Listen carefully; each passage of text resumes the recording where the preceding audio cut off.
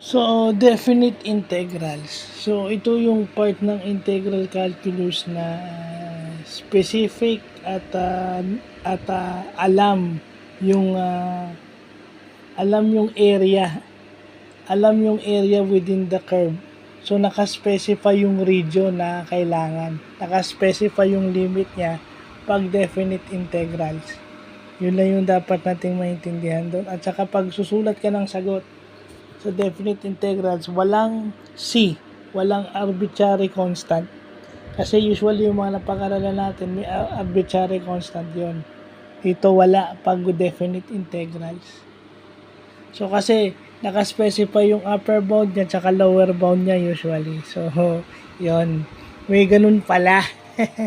May ganun pala. Kaya hanga rin ako kung sino naka-invento nitong integral calculus.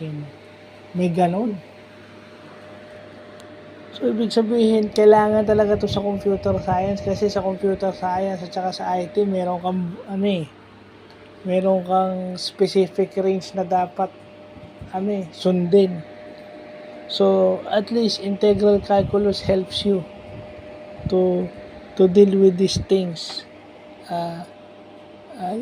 as a primer or as an introductory subject. Lalo na dun sa mga bago ka dumating sa major subjects mo. So, yun lang yung bago natin natututunan. Mamaya siguro, magsisimula tayo ng definite integrals. Hahatiin natin yan. Ito mga susunod na araw, hahatiin natin yung definite integrals na yan.